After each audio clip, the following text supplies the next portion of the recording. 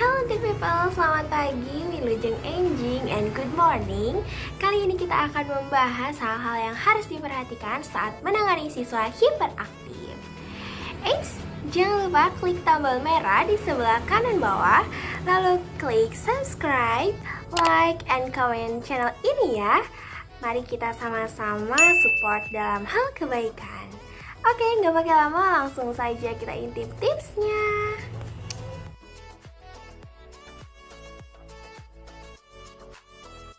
Membesarkan dan merawat anak hiperaktif sangat membutuhkan banyak sekali yang harus kita perhatikan. Di antaranya perhatian kita terhadap anak, kesabaran, dan juga waktu yang lebih banyak tentunya. Nah, dalam upaya mendorong perkembangan anak-anak, yakni guru dan orang tua ini ternyata perlu belajar untuk mengelola perilaku anak. Tidak hanya mengetahui, akan tetapi kita harus mampu mengelolanya.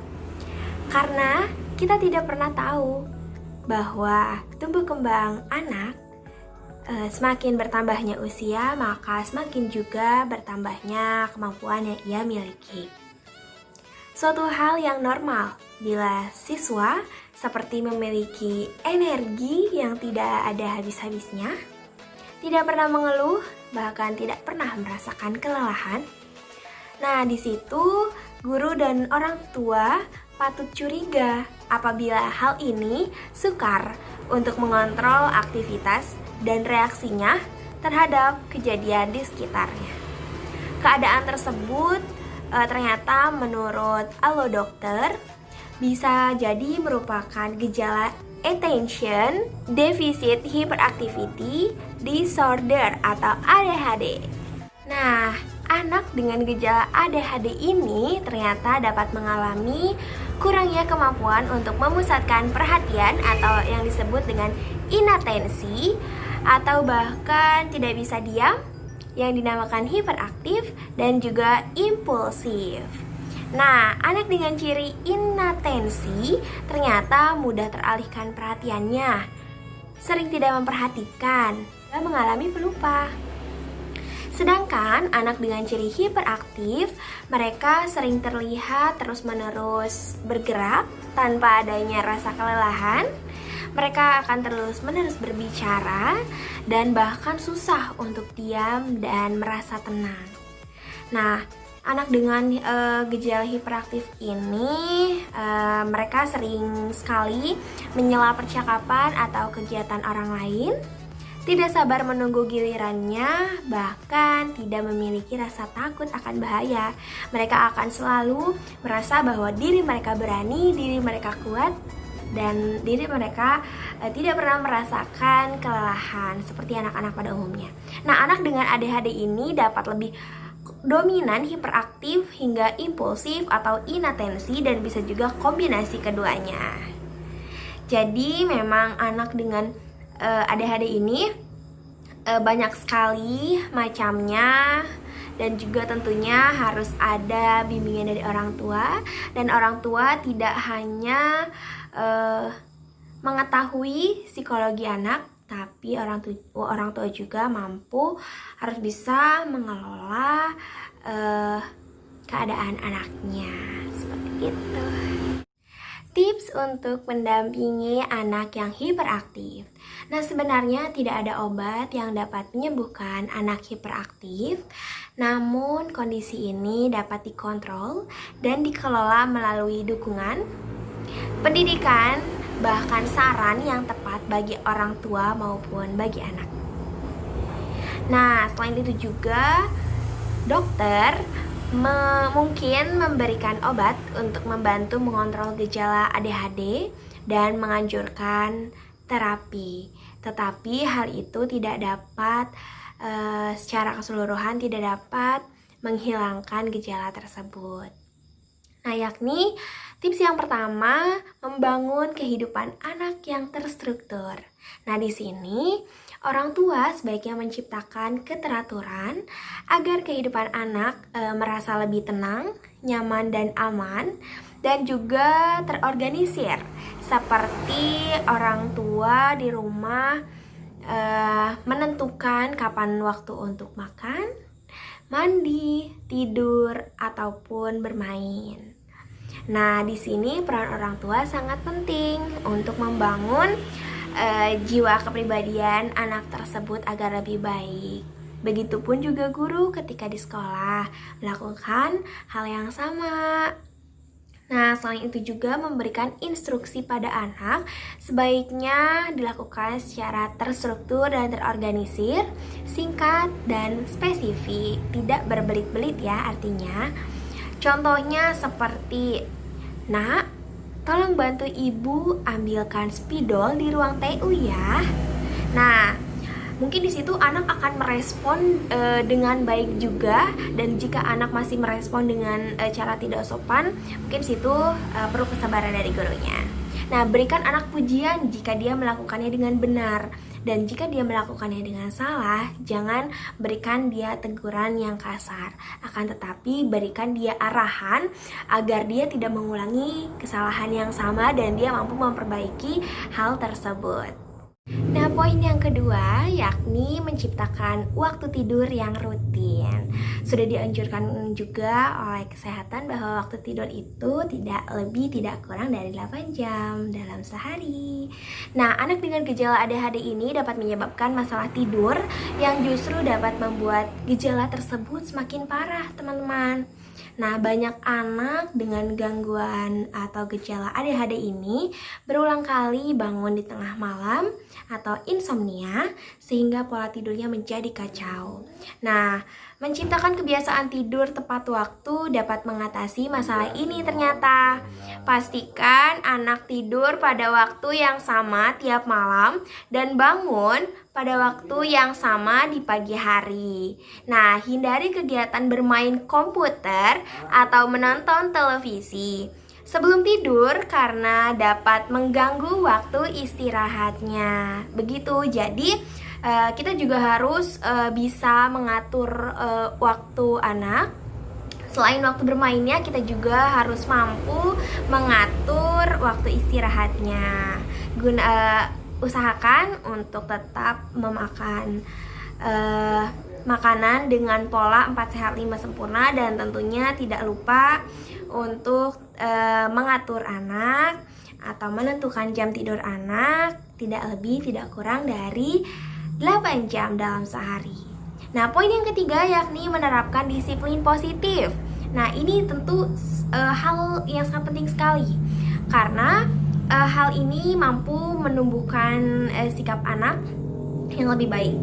Nah, upayakan untuk selalu memberinya kasih sayang dengan menghargai atau bahkan memuji dirinya ketika melakukan suatu tindakan yang baik.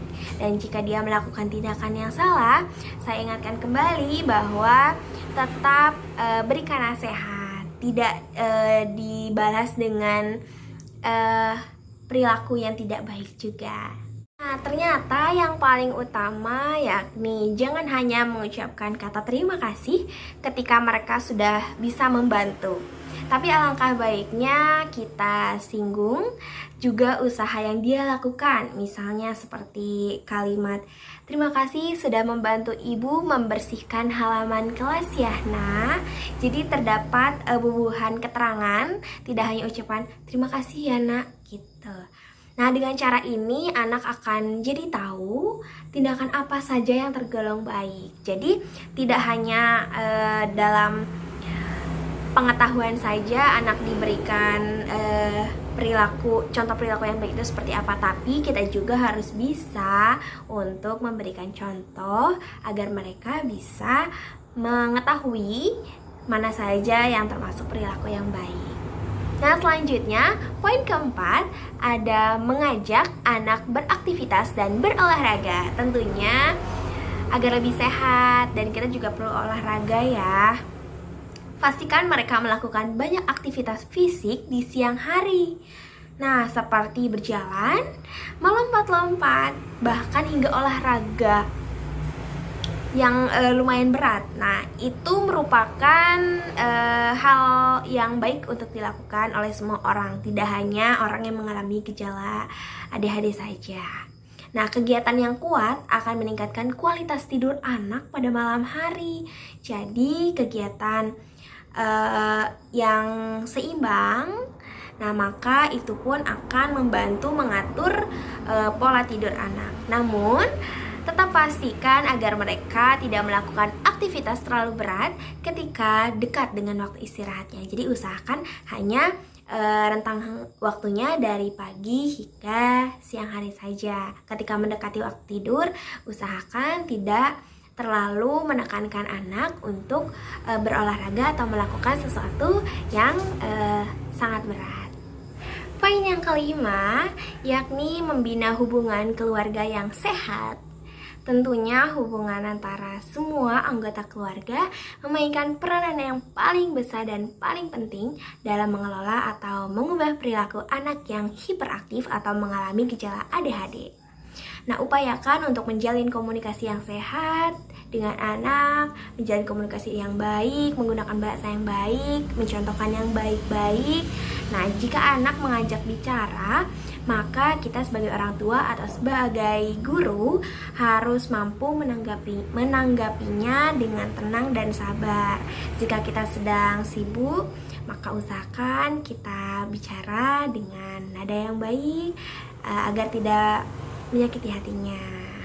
Itu sangat sensitif ya. Nah, mengatasi kesulitan belajar pada anak hiperaktif.